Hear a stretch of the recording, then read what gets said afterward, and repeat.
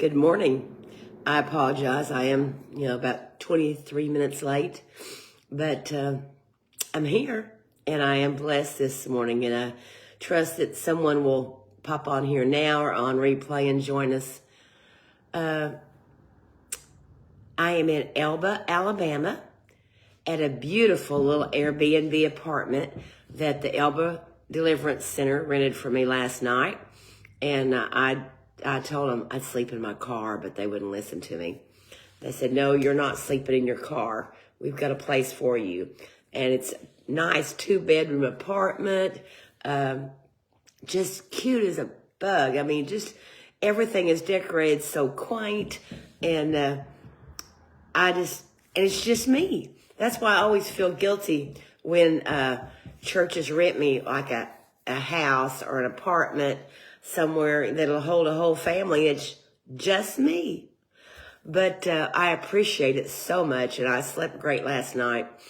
But I woke up this morning to a message from my home church, and we have a little family in our church that the father has been battling kidney disease, and yesterday morning the Lord chose fit to take him out during surgery. And so there's a young mother and 2 small children this morning that's grieving the loss of a husband and a father, and my heart breaks for them today. So I'll probably be looking at my scheduling a little bit different, and I may be going home sooner, depending on how soon they make arrangements for him. But I wanted to share with you a thought that I tried to share last night with Brother Richard and his church. I woke up yesterday morning at 5 o'clock with the Lord ringing these 2 words in my mind. I woke up to these 2 words. And if you've heard me talk before, you know that's not uncommon, me just to wake up with a word or a thought or something. And so I woke up with these 2 words: blind faith. Blind faith. And I thought, okay, Lord, what are you trying to tell me? So yesterday I mulled on that all day, and I read and I prayed, and okay, Lord, what are you trying to tell me? Is this what I was supposed to bring to the church last night? And I did do my best to bring it. But I wanted to share it with you this morning because the Lord really brought it home to me on my way here last night. It's about an hour and a half normal drive from my little cabin to up here to Elba.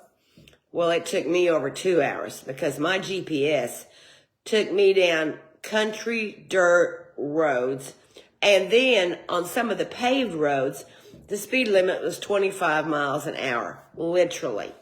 And there was nothing out there. I still haven't understood why the speed limit was so low, but you know what? I drove the speed limit. Excuse me. After my last 2 accidents, this lady tries to pay attention to the speed limit. And I was doing the speed limit in both of them, but I'm still very cautious.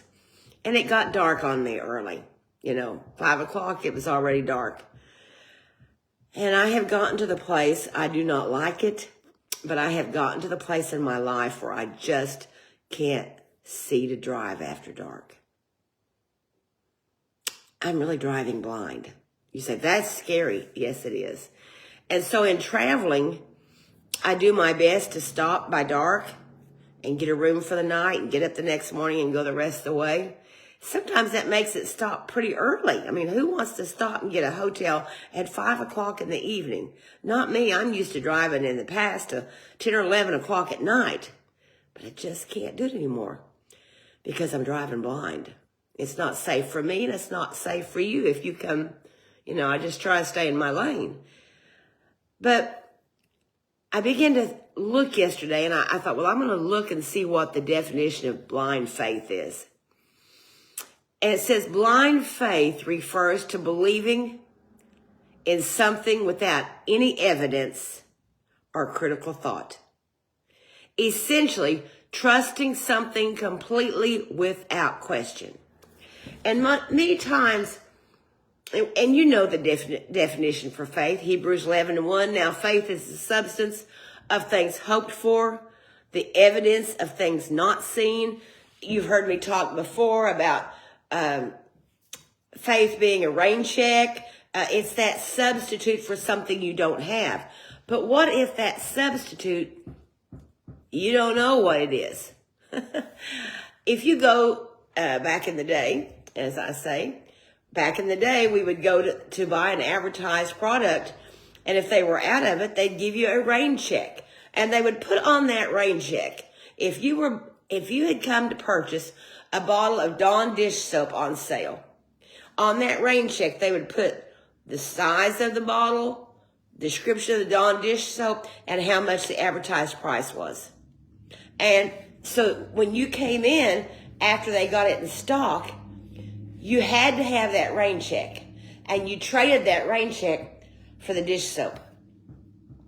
But what if you don't know what you're trusting God for? You say, that doesn't make sense. Think about it. How many times in your life you did not know where you were going? You did not know how you were going to get there. And you just had to say, Lord, I still trust you. Sister Kelly is on here now. She sang that song so beautifully last night for the altar service. I still trust you, Lord. I still trust you. And it's so important that you and I learn to have blind faith. Faith that we can trust God when we don't even know what we're trusting Him for. It's one thing if you know what you're asking God to do, and you know what the intended result will hopefully be, and you're asking God to do something, and you're having faith to believe Him to do it. But what about when you don't know what you're trusting Him for? What if you're at that place in your life? I just thought of the little family back home out of our church. Her name is Sarah. This morning, little sister, she's a little young woman. Little sister Sarah woke up this morning to a new stage in life as a widow. She doesn't know what God is going to do in her and her little boy and her little girl's lives, because they're alone now. Her husband and her children's father, Brother Robbie, she never even got to tell him goodbye. He died during surgery yesterday. And now she's having to experience blind faith. God, I don't know what you're going to do in my life, but I still trust you. One of the examples that they gave here was an example of blind faith would be fully trusting a stranger with your life savings without knowing anything about them. Now, seriously? If someone just walked up to your house that you didn't even know their name, you didn't know anything about them, you didn't know anything, and just give them your life savings, that's pretty much blind faith. Or what about believing in a miracle cure that has no scientific backing to support its claim? That's blind faith.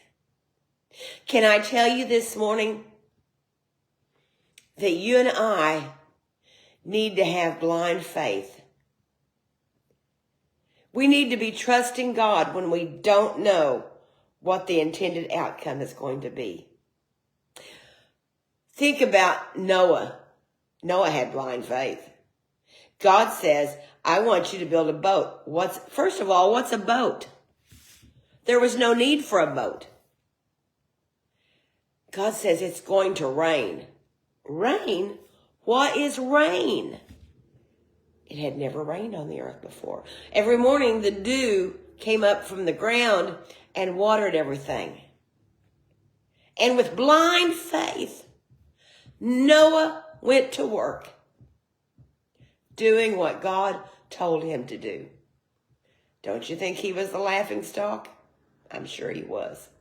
And sometimes You and I need to experience blind faith and trust in God, and you very possibly will be a laughingstock. Very possibly somebody, more than one somebody, are going to say, that's crazy. But you can do like Sister Kelly sang last night. You can say, but I still trust you, Lord. I still trust you, Lord, for you're able to guide me. I'm probably getting the words all wrong. This long, weary road. Yeah, anyway, the bunch of you on here know that song. But the essence of it is, I still trust you. When I don't know what I'm going to do, and I don't know where I'm going. I started to tell you about my experience last night. And I put the address of the church in the GPS. I have no idea where I was. At different times, it was after dark. I'd be on these dirt roads, and I'd think, this is crazy. I'm 70 years old. If I break down out here on one of these dirt roads, even if I have enough signal, and a lot of the time I didn't have a signal on my phone, even if I have a signal, and I try to call somebody, and they say, where are you at? I'd say, I don't know. Find me the best you can. That's blind trust. I headed for Elba, Alabama, an Elba Deliverance Center, and I had no clue how to get here except follow the GPS. So I had to blindly trust it, even though it took me down some crazy, crazy roads. Wasn't no need to turn around. I might as well just keep going. You know, I don't know where you're at in life. I don't know where you're at on this path. And you may not know where you're going. But I assure you this morning, if you will trust him with blind faith, everything within you, trust him today. He'll get you where you need to be. I know my intended destination. My intended destination is heaven.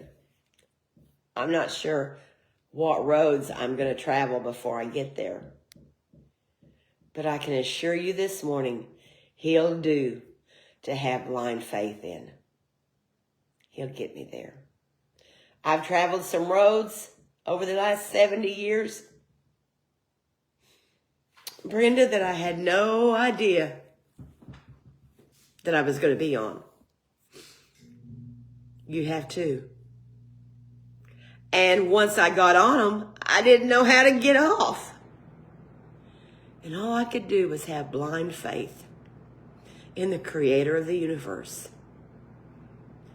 And he will never let me down. There used to be an old song just come to me. He will never let me down. No, never.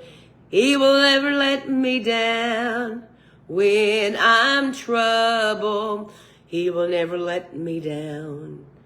He will never let me down. No, never.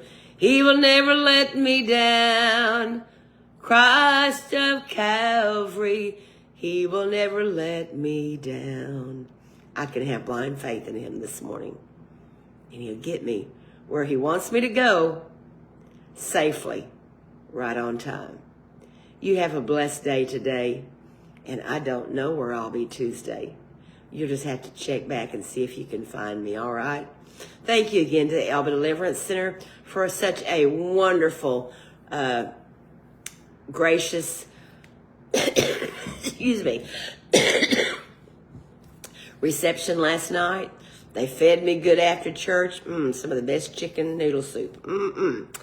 And then brought me to this beautiful little Airbnb apartment. And I've slept comfortably. And now I'm getting ready to load up and head back to Bruton, Alabama. God bless you. Have a great day in Jesus. And don't be afraid to have blind faith.